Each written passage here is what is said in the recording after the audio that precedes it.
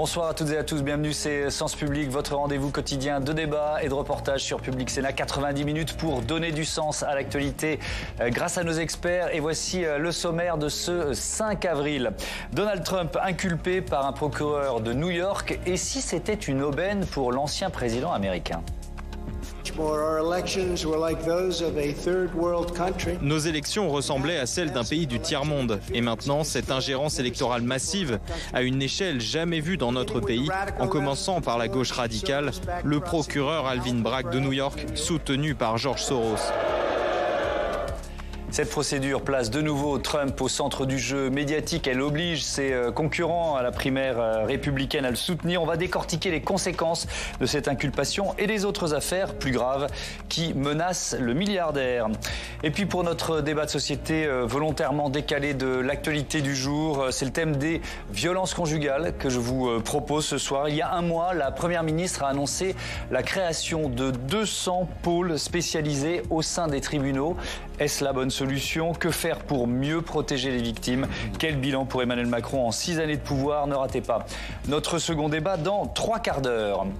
Mais d'abord donc l'histoire du jour qui nous emmène aux États-Unis quand un ex-président est rattrapé par la justice de son pays pour avoir tenté d'étouffer 3 affaires. C'était avant l'élection de 2016. Reda Mravit.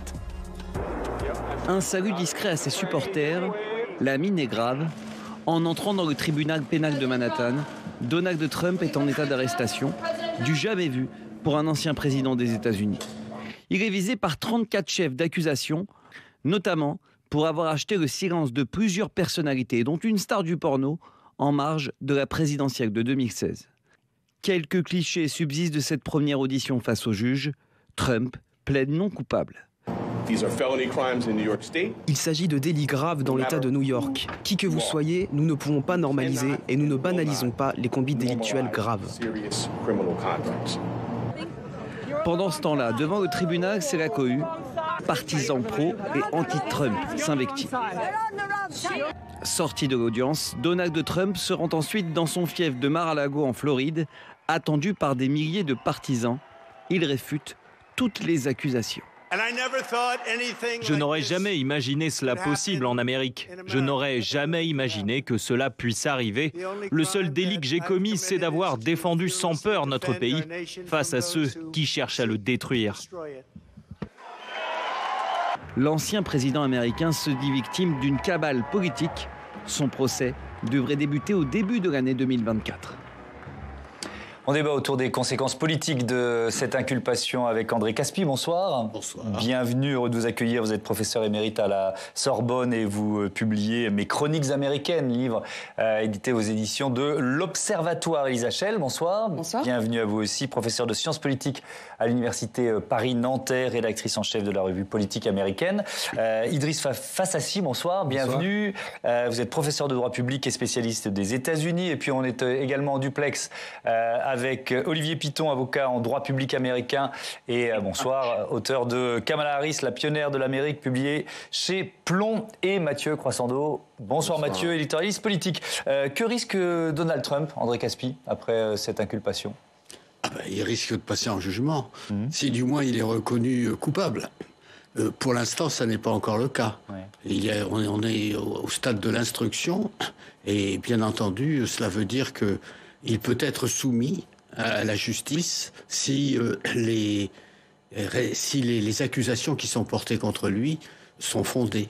On disait dans le sujet procès possible en janvier, il y a quand même pas mal d'inconnus. Oui, alors janvier 2024, ça voudrait dire que c'est le début de l'année électorale. Ça veut dire aussi que en novembre 2024, il y aura des élections présidentielles. Et dès le mois de janvier, de toute évidence, la bataille commencera. Elle a déjà d'ailleurs commencé. Mais enfin, elle s'intensifiera. Elisa Schell, dans la carrière d'homme d'affaires de Donald Trump, est-ce qu'il a souvent eu affaire aux tribunaux? Est-ce que finalement, même si c'est évidemment, on l'a dit, une première dans l'histoire américaine, est-ce que c'est un habitué des tribunaux, Donald Trump?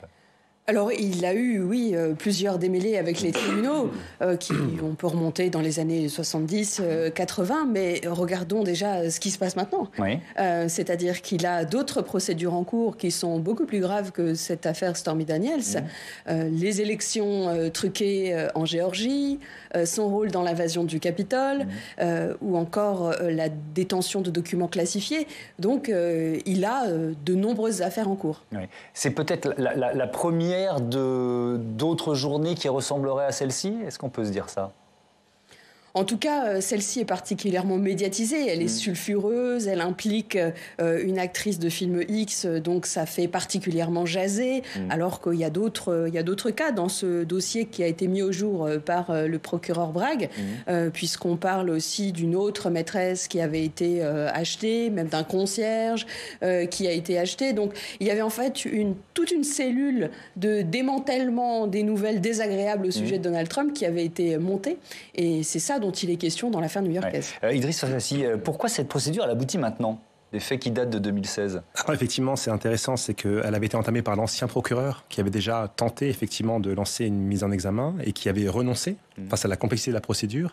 Et le procureur en question, le nouveau procureur élu en 2021, avait au départ été très réticent. Parce que précisément, la mise en examen repose sur une construction juridique assez complexe, puisqu'il y a deux éléments qui sont reprochés à Donald Trump. Le premier, c'est d'avoir fait des faux documents, une fausse déclaration, une fausse écriture comptable, en présentant comme étant des frais d'avocat, ce qui était le remboursement de l'avocat.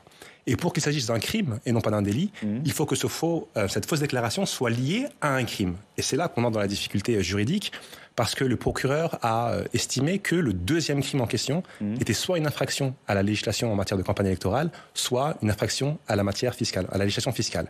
Et c'est là où c'est très compliqué, parce qu'on est dans une construction assez audacieuse, et Donald Trump, ses avocats, pourront dire effectivement, on me traite de manière particulière, justement de manière anormale, ce qui est la preuve de la politisation, de l'instrumentalisation du système judiciaire. Alors ça, on y reviendra évidemment. Je vous propose d'entendre une extension. On a eu un court extrait dans le reportage de Reda tout à l'heure. La déclaration justement du procureur Alvin Bragg, il parle de plus de 30 fausses déclarations de l'ancien président.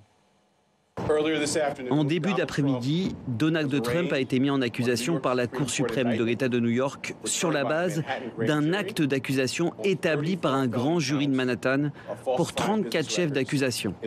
Il est accusé de falsification de documents commerciaux au premier degré. En vertu de la législation de l'État de New York, la falsification de documents commerciaux dans l'intention de commettre une fraude et de dissimuler un autre délit constitue un délit. C'est exactement ce dont il s'agit dans cette affaire.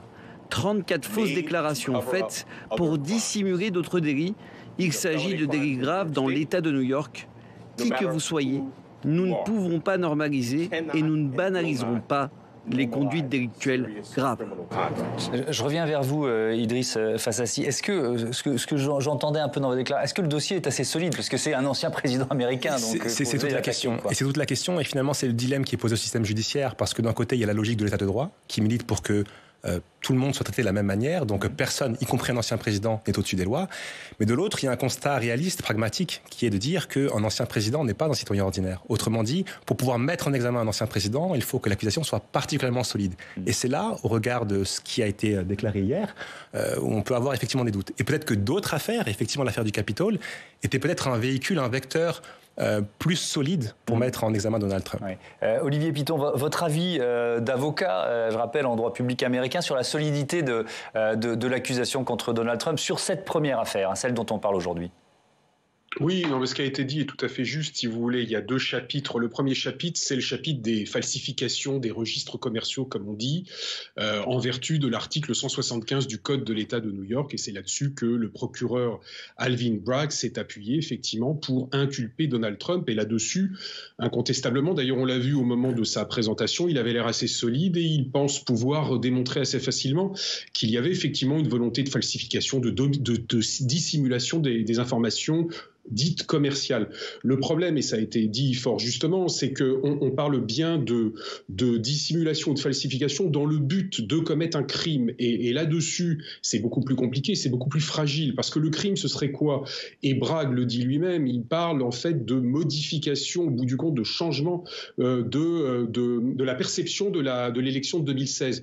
Là, en revanche, le lien est infiniment plus ténu et c'est beaucoup plus fragile. Et donc, à la limite, je dirais que ça n'est même pas parce que l'ex-président des États-Unis n'est pas injudiciable comme les autres. Le problème, c'est le lien de causalité. Démontrer effectivement une falsification des registres commerciaux qui sont punis de 1 à 4 ans de prison au maximum. Et le fait de déclarer de manière implicite qu'en fait, on aurait au bout du compte changé la donne quant à l'élection 2016, c'est un pas extrêmement important, extrêmement compliqué à pouvoir démontrer. Et c'est là-dessus que s'appuie la défense de Donald Trump, et en particulier de son avocat vedette, Joe Tapokina, qui est vraiment le meneur là-dessus de l'offensive face à Alvin Bragg. Et on va voir ce que ça donne. Premier point, oui. Deuxième point, beaucoup plus fragile. Mais je termine là-dessus en une phrase. Oui. Ce qui est le plus important, parce qu'on a rappelé les autres affaires, en particulier au niveau fédéral, qui inquiètent Donald Trump, c'est une brèche, incontestablement. Il est inculpé. On est dans une brèche et peut-être que d'autres vont s'engouffrer dedans. Effectivement. Alors, vous le dites les uns et les autres, ça offre aussi à Donald Trump la possibilité d'attaquer ou de contre-attaquer. On écoute un extrait de la déclaration de l'ancien président américain. Et voilà où nous en sommes aujourd'hui. J'ai un juge qui déteste Trump, avec une femme et une famille qui détestent Trump, dont la fille a travaillé pour Kamala Harris et qui reçoit maintenant de l'argent de la campagne Biden-Harris, et beaucoup d'argent.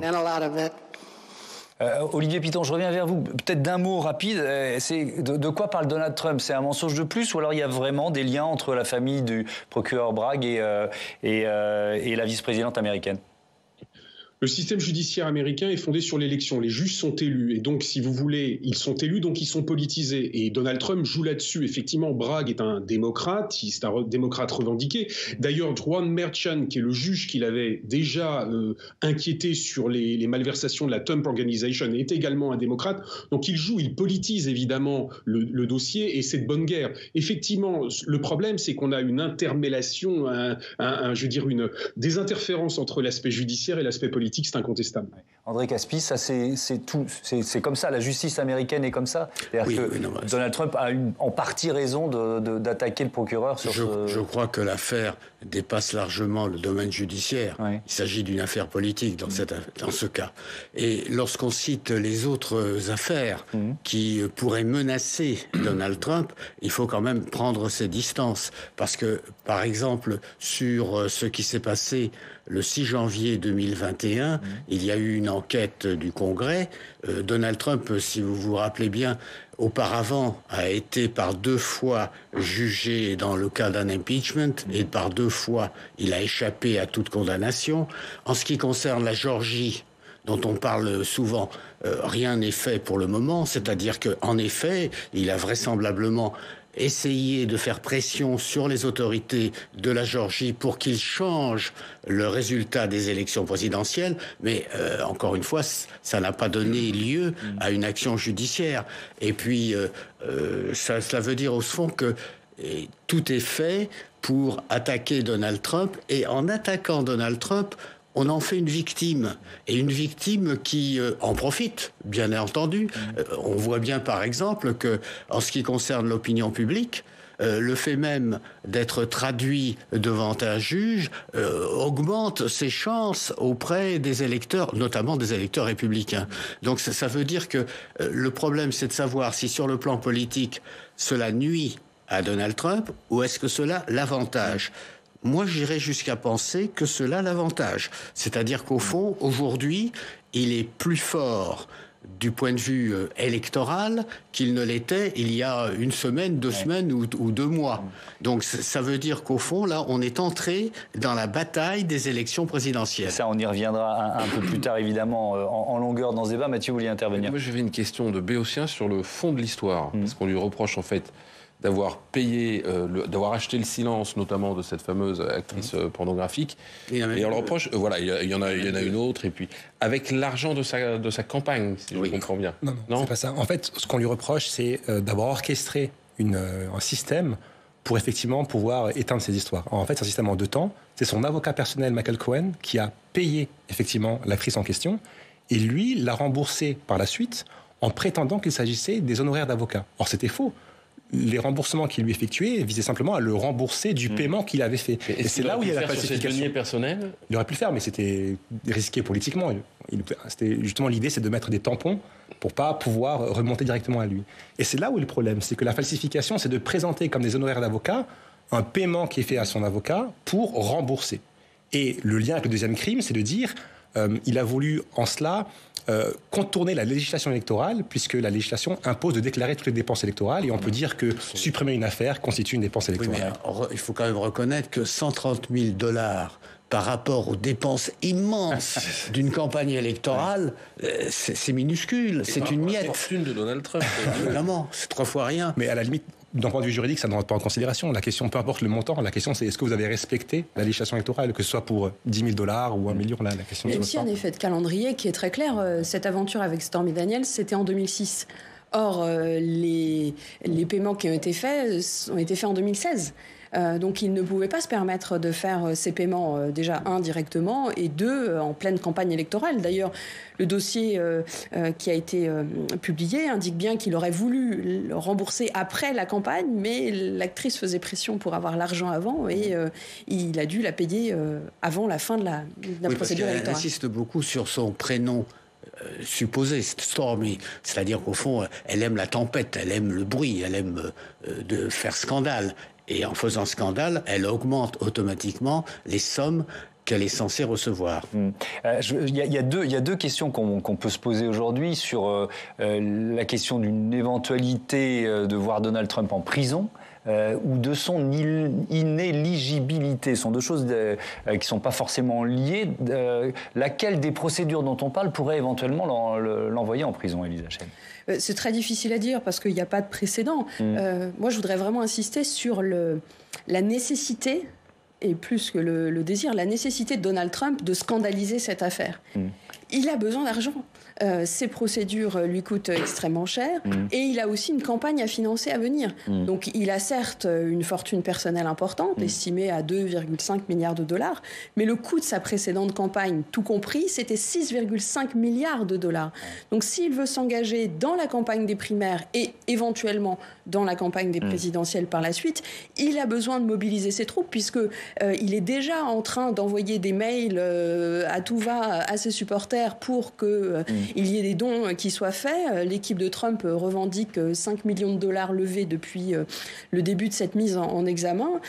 Donc il est vraiment très très actif sur ce front. Alors on va y revenir tout de suite sur cette question des levées de fonds grâce à Jonathan Dupré. Et puis je vous reposerai la question sur les questions prison, inéligibilité, parce que je trouve que c'est quand même intéressant. Salut Jonathan, bienvenue à vous. Donc on a commencé à répondre à la question. On se dit à Donald Trump dans la tourmente, mais est-ce qu'il l'est vraiment et est-ce que finalement ça peut pas être un marchepied pour sa future campagne? C'est ça, on peut se demander si c'est pas un peu à double tranchant finalement ce qui est en train de lui arriver, ce qui va pas se traîner finalement ce fardeau judiciaire jusqu'à sa course à la Maison Blanche, ou alors de l'autre côté se demander si ce cirque médiatique auquel on assiste depuis 2 jours pourrait pas être ce fameux tremplin pour justement le ramener une nouvelle fois à la Maison Blanche.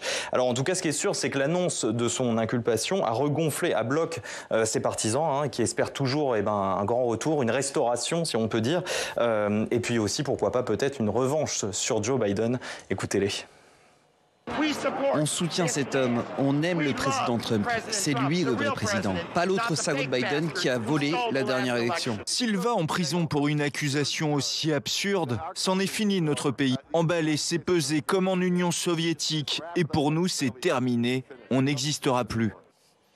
Comme toujours, Trump, c'est un as, un pro dans le maniement des images. Oui, et là encore, il a imposé ses conditions, Donald Trump. Pas d'images filmées à l'intérieur du tribunal de Manhattan. Seulement 5 photographes à être autorisés à entrer avant que l'audience ne commence. Et pour tout le reste, Trump a saturé l'espace médiatique depuis 2 jours. Son avion qui décolle de la Floride vers New York, les convois de SUV noirs dans toutes les villes du pays, sa sortie du tribunal, le salut à ses partisans, le poing levé. Toutes ces images, en fait, ont servi à bâtir finalement un récit à destination du monde entier, celui d'un homme qui est seul contre tous, accablé par une justice que lui pense aux ordres des démocrates. Le sous-texte, c'est que Trump, tel un phénix, pourquoi pas, pourrait renaître de ses cendres.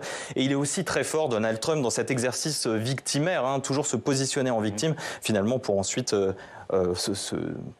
faire, je sais même pas comment dire, reprendre la main sur son agenda. Ouais. Et donc on l'évoquait avec Élise Echel, au-delà de l'image, ça peut lui rapporter beaucoup d'argent. Et ouais, de l'argent, Thomas, beaucoup d'argent. Et vous en parliez à l'instant, il a besoin d'argent pour financer sa campagne. Et là, en seulement 24 heures, les dons ont afflué de manière assez vertigineuse.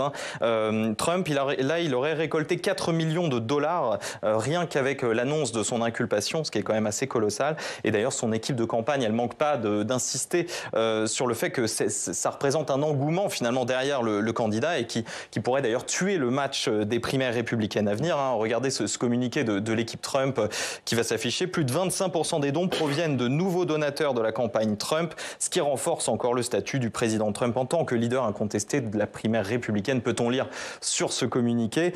Et son équipe de campagne, elle s'arrête pas là. Elle va encore plus loin pour lever des fonds. Vous allez aussi le voir s'afficher sur votre écran. Il y a des t-shirts qui coûtent $36 pièce et qui ont été mis en vente avec l'inscription Not Guilty, non coupable en français, avec un fac-similé du fameux portrait judiciaire qu'on appelle aux États-Unis le mugshot. Et en fait, le mugshot, on voit là que c'est une mise en scène de l'équipe Trump. Le mugshot n'a pas été fait hier. Effectivement, merci Jonathan. On peut revenir là-dessus, tiens, Idriss Fassassi. Il a échappé à la photo d'identité judiciaire, c'est ça? Effectivement, donc c'est le privilège de l'ancien président. Généralement, également, les personnes sont menottées. Effectivement, ça n'a pas été le cas. Et on se souvient de DSK qui était arrivé. Exactement, la même chose devant Cyrus Vance. Et là, c'était effectivement des égards pour l'ancien président. Mais je voulais revenir sur la question de l'inéligibilité et faire le lien avec les autres affaires, parce que c'est un point qui me semble important. Effectivement, la Constitution ne prévoit rien s'agissant du casier judiciaire d'un candidat. C'est-à-dire qu'on peut très bien imaginer qu'un candidat qui était condamné puisse être élu président. Ça a été le cas. Un candidat en 1920 était même en prison. Au moment de l'élection présidentielle, il a obtenu 3%. Il a fait sa campagne présidentielle. Exactement. Eugène Debs, le candidat du Parti socialiste, était en prison et il a obtenu 3%. Maintenant, il y a une disposition de la Constitution, du 14e amendement, qui prévoit qu'un individu qui se rendrait coupable d'insurrection ou de rébellion serait inéligible. Et c'est là où c'est intéressant de faire le lien avec l'enquête sur ce qui s'est passé le 6 janvier. C'est que précisément la commission d'enquête parlementaire, elle, a poussé pour mettre en avant l'insurrection et la rébellion. Et maintenant, le procureur spécial qui a été nommé au niveau fédéral enquête sur ce point. Et donc, s'il était condamné sur ce point, on pourrait envisager l'inéligibilité. Mais d'un point de vue réaliste, la question, c'est le calendrier. Et il est fort probable que l'enquête ne soit pas bouclée avant 2020. Alors justement, j'allais poser la question à Olivier Piton. Elle en est où, cette procédure liée à l'attaque du Capitole? On se souvient, les partisans de Trump chauffés à blanc par les discours de celui qui était encore président pour quelques heures. Oui, d'abord rappeler un charme particulier de la démocratie américaine, c'est que si vous êtes en prison, vous êtes détenu, vous avez le droit d'être non seulement candidat, mais également élu président des États-Unis. En revanche, vous n'avez pas le droit de vote, sauf dans 2 États, le Maine et le Vermont. Donc c'est tout le charme de la démocratie américaine, comme le disait effectivement mon confrère. Deuxièmement, alors il y a effectivement sur les dossiers qui concernent une possible condamnation pour insurrection ou rébellion. Et là, on est, encore une fois, dans le cadre des affaires dites fédérales, c'est-à-dire le 6 janvier, les documents classifiés à Mar-a-Lago et la pression sur le secrétaire d'État de Géorgie visant à obtenir quelques milliers de voix supplémentaires pour faire basculer l'État. Là, en revanche, on est un peu dans le flou artistique. Aucun des juges n'a pour l'instant pris la décision de convoquer Donald Trump en vue de son inculpation. Dans le cas du 6 janvier, la commission d'enquête qui s'est réunie et qui a livré ses conclusions juste avant le renouvellement de la Chambre des représentants, qui est redevenue républicaine, a estimé qu'effectivement il y avait une responsabilité de Donald Trump, mais c'est au juge maintenant de se saisir de ce dossier. La commission d'enquête parlementaire n'avait pas la possibilité d'inculper évidemment Donald Trump, c'est un juge qui doit le faire. Nous n'avons pas d'informations là-dessus. Sur Mar-a-Lago et les documents classifiés, nous attendons également que le juge se décide. Et de même pour la Géorgie.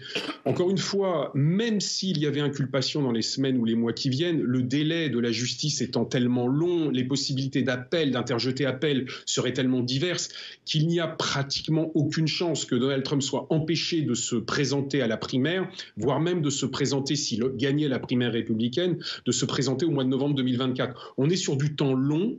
Et en tout cas, sur l'affaire qui nous concerne aujourd'hui, là, clairement, non. Même une incarcération, ce qui, encore une fois, est tout à fait très improbable, de toute façon, ne mènerait pas à son inéligibilité ou à son incapacité à pouvoir se faire élire comme président. Alors André Caspi, la victimisation, c'est une arme que Jonathan nous disait, le côté seul contre tous, c'est une arme qu'il a beaucoup utilisée dans sa carrière politique. Bien entendu, c'est-à-dire qu'au fond, tout son intérêt, c'est de montrer qu'on lui en veut, et on dresse devant lui toute une série d'obstacles, et d'obstacles qui ne permettent pas à la souveraineté populaire de s'exprimer. C'est-à-dire Donald Trump apparaît comme la victime de ses adversaires. Tandis que Joe Biden, le président Joe Biden, lui, se garde bien d'intervenir parce qu'au fond, il n'a qu'à laisser faire. Mais est-ce qu'on s'achemine vers une revanche Trump contre Biden aux élections présidentielles de novembre 2024 ? Je pense que beaucoup d'Américains ne le souhaitent pas. Parce que vraiment, nous avons eu en 2020 la bataille des septuagénaires. Là, nous aurions la bataille des octogénaires. Oui. Et pour la société américaine, ça n'est pas très glorieux. Donc, ce que je crois, c'est que beaucoup d'Américains attendent que Donald Trump soit lavé de ses soupçons ou de ses accusations, et qu'en revanche, il y ait un nouveau candidat républicain qui pourrait être le gouverneur de la Floride, Ron DeSantis. Oui, on en reparlera évidemment. Je vais revenir au fond de l'affaire. Vous allez croire que je fais une obsession. Non, mais c'est bien. Et comment, dans un pays qu'on connaît capable d'un excès de puritanisme, en particulier dans l'électorat républicain, comment les frasques sexuelles de Donald Trump glissent sur lui? Élise Hachel, peut-être?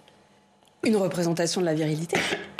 Tout simplement, c'est-à-dire que les relations égalitaires hommes-femmes sont plus en poupe du côté des démocrates que du côté des conservateurs républicains. Donc c'est tout simplement ça. Mais on parle des Américains, il faudrait aussi parler des états-majors, des partis républicains comme démocrates, qui sont aujourd'hui dans un grand embarras des deux côtés, puisque le parti républicain, de son côté, suite aux midterms, commençait à voir peut-être la page Trump se tourner. Certains grands médias américains commençaient à titrer que Trump était vraiment le plus grand loser qui existait. Et là, il y avait Ron DeSantis, effectivement, qui est son plus proche concurrent. Mais Ron DeSantis n'a pas encore l'assise de Trump dans l'électorat, puisque justement, il convoite cet électorat, raison pour laquelle il ne peut pas se prononcer trop violemment contre Trump. Donc les républicains sont assez embarrassés, puisqu'un parti, il est toujours favorable au candidat qui est susceptible de gagner. Et pour les démocrates, ce n'est pas non plus une excellente nouvelle si Trump était inéligible ou sortait du jeu, puisque ça reste le meilleur adversaire face au candidat démocrate. Je vous interromps parce qu'on en reparlera un peu plus tard de la réaction ou de la non-réaction d'ailleurs de Joe Biden et des conséquences politiques pour les démocrates. J'ai une petite question pour vous, Olivier Piton, sur le traitement médiatique, c'est-à-dire le contraste. Trump, il a voulu pendant toute cette journée ou ces 48 heures vraiment donner une image présidentielle, c'est ça? C'était un avion à son nom, c'était un convoi le plus présidentiel possible dans les rues de New York, c'est ça ce qu'il a voulu renvoyer? Oui, tout à fait. Pour revenir sur la très intéressante intervention précédente, moi je vis dans ce qu'on appelle un Trump County, c'est-à-dire je vis au sud de Washington, dans un endroit où mes voisins très majoritairement votent Donald Trump. Et pour répondre à votre question, ils n'en ont effectivement strictement rien à faire de ces histoires de coucherie. Ils considèrent qu'en l'occurrence c'est un complot, qu'on cherche à l'abattre et qu'on cherche à l'atteindre, et rien ne pourra changer cette donne, et certainement pas ce qu'ils considèrent comme étant de toute façon quelque chose de tout à fait mineur. Il ne faut pas oublier que l'électorat féminin a majoritairement voté pour Joe Biden et que c'est la grande faiblesse de 2020 de Donald Trump. L'électorat féminin s'est reporté sur le candidat démocrate. Et pour répondre à votre question, si vous voulez, Donald Trump a toujours joué la base contre les élites, républicaines en particulier. Il a toujours essayé de laisser entendre que de toute façon, l'espèce d'oligarchie républicaine, ce qu'il appelle lui-même les nantis et les bien-nés, qui sont du nord de la côte Est en particulier, de toute façon le détestait. Il a toujours réussi à mobiliser sa base pour contrer l'état-major, l'establishment, comme on pourrait dire, républicain. Et il continue là-dessus.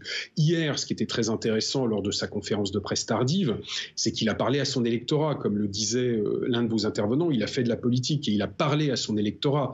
Il a tapé là où ça fait mal, il a recherché à mettre en avant, à remettre du sel sur les plaies du clivage. Et donc, il va continuer. Tout le problème, et en une phrase, tout le problème de Donald Trump, c'est qu'en 2016, Donald Trump, qu'on aime ou qu'on n'aime pas, avait abordé un certain nombre de sujets iconoclastes que la société américaine n'abordait plus. La désindustrialisation, le libre-échange, les alliances militaires. Il le faisait de manière brutale, mais il posait les sujets. Le problème d'aujourd'hui, c'est que Donald Trump ne parle plus que de lui, de lui-même, et tout tourne autour de son nombril, et c'est ça la véritable difficulté. Ouais. Mais André Caspi, en entendant ce que vient de dire Olivier Piton, je me dis pourquoi le Parti républicain a autant de mal à se débarrasser de Donald Trump. On pourrait se dire là, il y a une occasion en or. Elle n'est pas vraiment saisie. Oui, d'accord, mais il y a aussi un électorat qui, comme on vous l'a expliqué, suit Donald Trump. Et pour répondre à la question... Mais attendez, pardon. Sur le puritanisme... Oui, bon, allez-y. Je voudrais simplement rappeler... Personne ne répond à mes questions ce soir, mais c'est pas grave, c'est mon destin d'animateur. Je voudrais quand même vous rappeler que le président Kennedy, il y a quelques années de cela, n'était pas non plus d'un puritanisme absolu. Et je vous rappelle également que Bill Clinton a été traduit en impeachment précisément parce que sa pratique sexuelle laissait à désirer. C'est un understatement. Il y a eu un candidat démocrate, il s'appelait Gary Hart, si je me souviens bien, qui lui n'avait pas pu aller au bout de sa candidature à cause d'une affaire d'adultère. C'est exact. Donc ça met aussi un... Alors donc je repose la question sur le... Parce que j'ai bien compris qu'il y avait un cœur ou un socle électoral pro-Trump chez les Républicains. Mais est-ce qu'il est majoritaire, ce socle électoral, et pourquoi et à quel point ça explique le fait que l'establishment ou l'état-major des Républicains ne souhaite pas ou n'arrive pas à se débarrasser de Trump? Non, mais je pense que pour l'instant, il n'est pas encore vraiment majoritaire. Mais plus Donald Trump est attaqué, et plus il y a de chances que ce socle devienne majoritaire. C'est-à-dire qu'au fond, il y a un rassemblement derrière celui qui est considéré comme une victime ou bien des médias, ou bien du Parti démocrate, et en conséquence, une victime qui représente la population, ou une grande partie de la population américaine, c'est-à-dire de ceux qui craignent que les démocrates l'emportent, et qu'à l'intérieur du Parti démocrate, ce soit plutôt l'aile gauche qui l'emporte sur le reste de l'électorat. Et puis, il ne faut pas oublier qu'il y a aussi une masse d'indépendants aux États-Unis. Il n'y a pas que les électeurs démocrates et les électeurs républicains, il y a aussi des indépendants. Et ces indépendants voient ce qui se passe. Si, pour une raison ou pour une autre, la procédure qui est engagée contre Donald Trump n'aboutit pas, à ce moment-là, il apparaîtra encore plus comme une victime. Et une victime, on la soutient. Mais Idriss Fassassi, on peut aussi dire que Donald Trump est devenu, on emploie le terme, un loser ou une machine à perdre. Les deux derniers scrutins, ils ont été perdus par les Républicains. Et il a sa part de responsabilité. Il a clairement sa part de responsabilité, mais je pense que la raison pour laquelle c'est très difficile pour l'establishment républicain de se débarrasser de Donald Trump, c'est effectivement sa base. Et sa base qui, alors je ne me prononcerai pas majoritaire ou pas, mais qui est très importante. Et on le voit, la réaction du gouverneur de Floride, qui avait tenté de se distancier de Donald Trump. Ron DeSantis, qui est son principal, on va dire, adversaire potentiel. Enfin, voilà. Ça permet effectivement de faire du Trumpisme sans Trump. Et on a vu sa réaction face à la mise en examen. C'est qu'il s'est recentré, il s'est rapproché de Donald Trump en dénonçant l'instrumentalisation du pouvoir judiciaire. Donc on voit bien que même ses rivaux qui voulaient s'éloigner de lui sont contraints par la procédure de faire bloc avec lui, de faire bloc avec la base pour dénoncer l'instrumentalisation du pouvoir judiciaire. Comment vous l'analysez, ça, Elisa Chèvre ? Il y a aussi une question de relève générationnelle au sein du Parti républicain.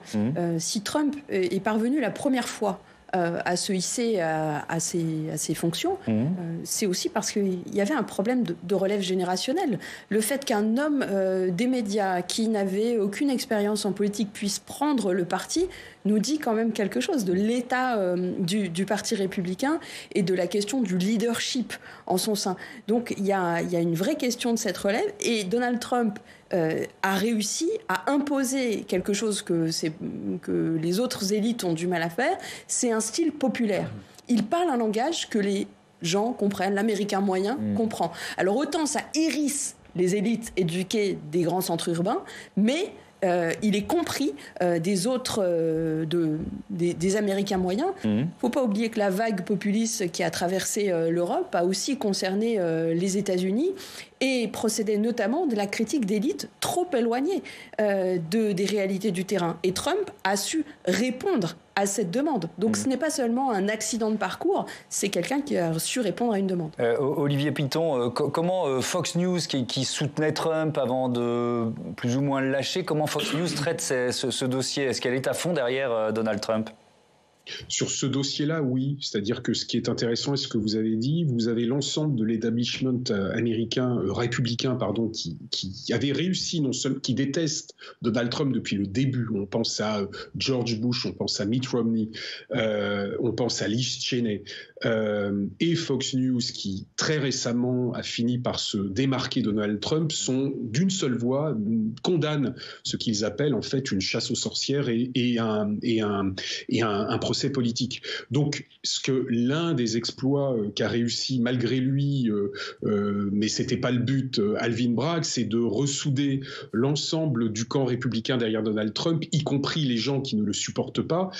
Il a bondi dans les sondages, il est passé de 41 à plus de 53 ou 54% les sondages dans le YouGov, le dernier sondage qui est sorti, alors que Ron DeSantis est passé sous la barre des 40% d'intention de vote. Donc si vous voulez, on a 80% selon ce sondage, 79% exactement des sondés républicains déclarent soutenir Donald Trump. Donc en fait, on comprend bien que l'objectif de Donald Trump est de retourner à son avantage l'inculpation qui a été faite. Il joue donc effectivement la carte politique et il oblige, c'est surtout ça l'information sans doute la plus importante, il oblige l'ensemble de ses rivaux, l'ensemble de l'establishment, l'ensemble de la technostructure républicaine à se ranger derrière lui. Et donc il apparaît de plus en plus comme l'incontournable prétendant à la primaire, même s'il peut se passer encore beaucoup de temps d'ici au mois de janvier. André Caspi. Et alors, ce qui illustre particulièrement cette évolution, c'est l'attitude de Mike Pence. Mike Pence, donc, ancien vice-président. C'était l'ancien vice-président. Et, entre Pence et Trump, il y a eu une affaire très importante. Ils se sont fâchés à la suite du 6 janvier, précisément. C'est-à-dire que Mike Pence présidait au dépouillement des votes électoraux et Trump souhaitait que Mike Pence arrête. Mike Pence ne l'a pas fait. Et cette fois-ci, Mike Pence vient au secours de Donald Trump. C'est-à-dire qu'au fond, lui, Mike Pence, qui a aussi des ambitions présidentielles, il est moins bien placé que Trump. Mais Mike Pence aussi veut montrer qu'il est solidaire du président lorsque le président est attaqué par les démocrates. C'est-à-dire qu'au fond, tout cela montre bien qu'à l'intérieur du monde politique américain, il y a une très profonde fracture. C'est-à-dire qu'il est impensable, si vous voulez, que les républicains puissent avoir quelques sympathies pour les démocrates et les démocrates quelques sympathies pour les républicains. Non. C'est-à-dire que c'est toute la société américaine qui est profondément fracturée en deux camps. Et c'est de cela, bien entendu, que Donald Trump profite. Oui. Alors, vous avez commencé à nous parler de Joe Biden et du camp démocrate. On va y consacrer le dernier chapitre de ce débat et je vous propose d'entendre la réaction de la porte-parole de la Maison-Blanche sur cette inculpation de Donald Trump. Ce n'est pas un sujet qui lui tient à cœur. Joe Biden va se concentrer sur d'autres choses, comme s'assurer que nous continuons à baisser les prix pour le peuple américain. Bien sûr, cette affaire est diffusée quotidiennement sur de nombreuses chaînes pendant des heures et des heures, donc évidemment, il suivra une partie de l'actualité quand il aura un moment pour se tenir au courant. Mais ce n'est pas une priorité pour lui.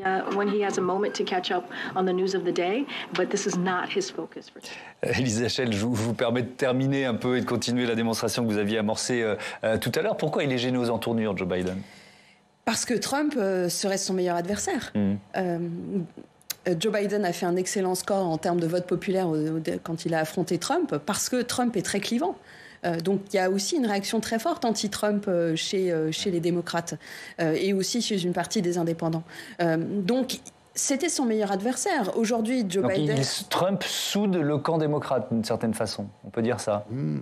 Ah, vous dites pas ça. Il suscite, en tout cas, des réactions. Si on considère le nombre de voix qu'a récolté Joe Biden, il a eu 82 millions de voix aux dernières élections. Trump en avait eu 65 millions. Donc c'était vraiment... 74 ? Donc c'était vraiment largement au-dessus. Donc il a réussi à fédérer. Joe Biden est un président vieillissant. On entend aujourd'hui quand même des gérontologues venir sur les ondes américaines pour défendre le cas Biden en expliquant que le vieillissement chez l'homme peut s'exprimer de différentes manières. Parfois les capacités cognitives restent intactes. Là, on touche le fond en termes de défense politique. Donc, Joe Biden n'a pas préparé de succession. Il peut encore le faire, mais je pense qu'il doit aussi réfléchir à ça. Et quelque part, je pense qu'il souhaiterait que Trump soit face à lui s'il était désigné par son parti pour se représenter. Joe Biden qui aura 82 ans en novembre 2024, c'est-à-dire au moment du scrutin. Sur ce point, il y a un autre argument qui peut expliquer effectivement la gêne de Biden, ou du moins la distance qu'il prend, et c'est tout à fait compréhensible, c'est que les élus démocrates n'ont aucun intérêt à commenter l'affaire, puisque précisément l'argument de Trump est de parler de politisation et d'instrumentalisation. Donc ils ont tout intérêt à effectivement se mettre de la distance et dire nous laissons les institutions travailler et nous ne nous mêlons pas de cela. Et quelque part, c'est une bonne chose, parce que avoir des élus démocrates qui prendraient position sur la mise en examen, effectivement, renforcerait les arguments de Donald Trump sur l'instrumentalisation du pouvoir judiciaire. Pourquoi quand je disais une candidature Trump souderait le camp démocrate, vous n'êtes pas convaincu, pourquoi ? Parce que le camp démocrate ne sait pas très bien quel candidat soutenir. Alors, il est évident que officiellement, si c'est Joe Biden qui se présente, les démocrates le soutiendront. On ne peut pas ne pas soutenir le président sortant. Mais je ne pense pas que ce soit avec enthousiasme. C'est-à-dire qu'au fond, les démocrates aimeraient bien qu'il y ait un autre candidat, mais un candidat qui puisse faire front. Et pour l'instant, il n'y en a pas. Et il n'y en a pas parce que Joe Biden bloque littéralement la situation. Il dit « je n'ai pas encore décidé tout à fait d'être président ou d'être candidat, mais vraisemblablement je le serai ». Donc, si vous voulez, il y a une sorte d'obscurité sur ses intentions, et cela gêne énormément beaucoup d'électeurs démocrates. Je suis certain qu'une majorité des électeurs démocrates souhaiteraient un autre candidat que Joe Biden. Olivier Piton, je rappelle que vous avez écrit une biographie de Kamala Harris, la vice-présidente. Elle n'a pas vraiment émergé pendant ces deux premières années de mandat. Elle n'offre pas une alternative crédible à une candidature de Joe Biden ? Moi, je la défends toujours. Si vous voulez, le problème de Kamala Harris, c'est très très compliqué depuis le départ, parce que si jamais elle en fait trop, on va l'accuser d'être une intrigante, une ambitieuse qui veut absolument prendre la place du patron. Et si elle n'en fait pas assez, on va l'accuser d'être un peu potiche, falote, etc. Donc, elle réussit pour l'instant à mener sa barque plutôt bien, et elle est en réserve effectivement, puisqu'il est hors de question pour elle de se présenter contre Joe Biden. Concernant le match possible en tout cas, le match retour entre Joe Biden et Donald Trump, il faut comprendre que pas loin de 80% des Américains ne le souhaitent pas, ils souhaitent un changement, et que deuxièmement, ce qui a fait l'élection de Joe Biden en 2020, c'est surtout le fait d'avoir arraché à Donald Trump une partie non négligeable du vote blanc populaire de ce qu'on appelle la ceinture rouillée, c'est-à-dire des États du Wisconsin, de Pennsylvanie et du Michigan. Est-ce que la situation, il faudra aussi parler à ce moment-là de la situation économique, est-ce que la situation économique permettra à Joe Biden de conserver ce petit électorat blanc d'ouvriers, d'employés, de ce qu'on appelle rapidement l'école bleue? Rien n'est moins sûr, et donc on verra à ce moment-là ce qui peut se passer. Merci beaucoup, merci à tous d'avoir participé à ce débat. Je rappelle, André Caspi, que vos chroniques américaines sont publiées aux éditions de l'Observatoire, et puis Olivier Piton, votre livre Kamala Harris, la pionnière de l'Amérique, publié chez Plomb. Merci encore une fois aux uns et aux autres.